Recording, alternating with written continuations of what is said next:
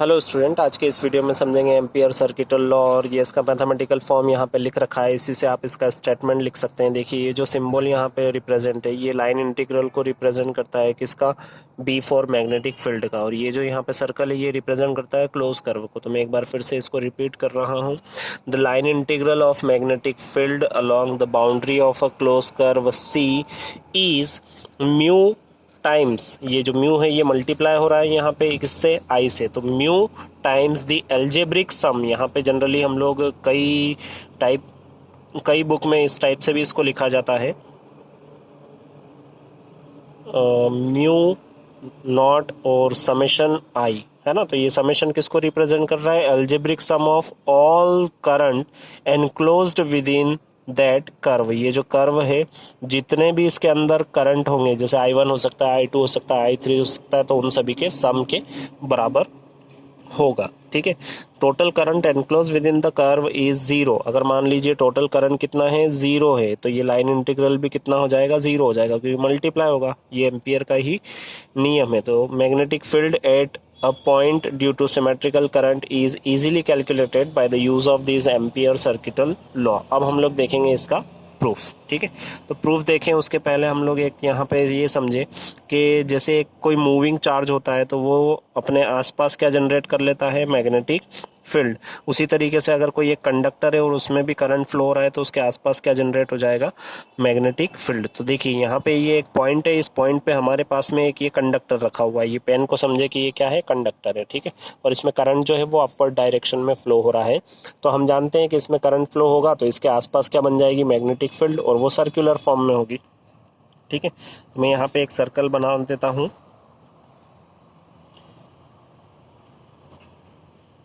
मुझे इसी पेन से बनाना पड़ेगा। तो ये जो है, ये मैंने सर्कल जो बनाया है ये क्या है, मैग्नेटिक फील्ड है ना। Fleming's right hand palm rule आपने पढ़ा होगा। ये थंब डायरेक्शन ऑफ करंट को इंडिकेट करेगा और ये फिंगर को अगर आप फोल्ड करोगे तो ये रिप्रेजेंट करेगा किसको, डायरेक्शन ऑफ मैग्नेटिक फील्ड। तो अगर हम लोगों ने ये पॉइंट लिया तो यहाँ पे मैग्नेटिक फील्ड की डायरेक्शन ये हो जाएगी। ठीक है, यहाँ पे क्या रखा हुआ है, कंडक्टर रखा है। कैसा रखा हुआ है, normally to the plane of the paper. और करंट कैसा फ्लो हो रहा है यहाँ पे, अपवर्ड डायरेक्शन में। ठीक है, तो आप लोगों ने बायो-सैवर्ट लॉ पढ़ा होगा, बायो-सैवर्ट लॉ की एप्लीकेशन भी देखी होगी। तो वहाँ पे अगर आपने देखा हो कि इन्फिनिटाइट लेंथ का जो एक कंडक्टर होगा उसमें अगर करंट फ्लो हो रहा है तो उसके कारण मैग्नेटिक फील्ड कितनी होती है, वो होती है B equals to mu not, जहाँ पे म्यू नॉट जो होता है वो होता है परमिबिलिटी ऑफ फ्री स्पेस। ठीक है, और अपॉन में यहाँ पे आ जाता है 2πr। तो यहाँ से यहाँ तक कितनी मैग्नेटिक, इस पॉइंट पे है ना, इस कंडक्टर से r, यहाँ पे क्या रखा हुआ है, कंडक्टर रखा हुआ है C, और इससे r डिस्टेंस पे मतलब इस पॉइंट P पे कितना मैग्नेटिक फील्ड है, तो वो इस टर्म से दिया हुआ जाता है। ठीक है, तो इसको हम लोग इक्वेशन नंबर 1 डिनोट कर देते हैं। हैंस अब यहाँ पे हमने मैग्नेटिक फील्ड क्या ली है, B, उसका हम लोग ले लेते हैं लाइन इंटीग्रल। तो ये लिया B, है ना, और यहाँ पे dl, ये जो बाउंड्री है इस पे हम लोग लाइन इंटीग्रल ले रहे हैं मैग्नेटिक फील्ड का। ठीक है, क्लोज कर। तो यहाँ पे से ये डॉट प्रोडक्ट अगर हम लोग हटाएंगे तो यहाँ पे हमको क्या मिलेगा, b, और dl साथ में क्या आ जाता है, cos थीटा डॉट प्रोडक्ट में। यहाँ पे थीटा की वैल्यू कितनी होगी, 0 डिग्री होगी, और cos 0 डिग्री की वैल्यू कितनी हो जाएगी, 1। अब 0 क्यों होगी यहाँ पे, तो देखिए dl मतलब लेंथ, ये जो कर्व ले रहे हैं ना वो इधर जा रहा है, तो dl भी इधर, और मैग्नेटिक फील्ड B इसकी भी डायरेक्शन इधर ही। उस पोजीशन में, उस स्थिति, इस केस में थीटा 0 डिग्री, cos थीटा कितना हो जाएगा, 1। तो यहाँ से हमको मिलेगा ये B dl is equals to line integral B और dl, cos की वैल्यू कितनी होगी, 1। चलिए, तो यहाँ से अब हम लोग वैल्यू फाइंड करेंगे dl की। तो सपोज कि ये जो लेंथ ले रहे हैं कर्व की वो यहाँ तक ले रहे हैं, यहाँ से यहाँ तक। ठीक है, तो इसको हमने बोला dl, ये r हो गया, और यहाँ से यहाँ तक का एंगल कितना हो गया, d थीटा। तो हमारे पास एक रिलेशन होता है आर्क बाय रेडियस, ठीक है, इज इक्वल्स टू एंगल। ठीक है, तो एंगल को हम लोग क्या डिनोट कर रहे हैं यहाँ पे, d थीटा, और आर्क को क्या रिप्रेजेंट कर रहे हैं, dl, यहाँ से यहाँ तक dl, और रेडियस कितनी है, r। तो देखिए यहाँ से अगर हम लोग dl की वैल्यू फाइंड करें तो वो जाएगी r d थीटा। ये वैल्यू यहाँ पे सब्सटीट्यूट कर देते हैं हम लोग, b dl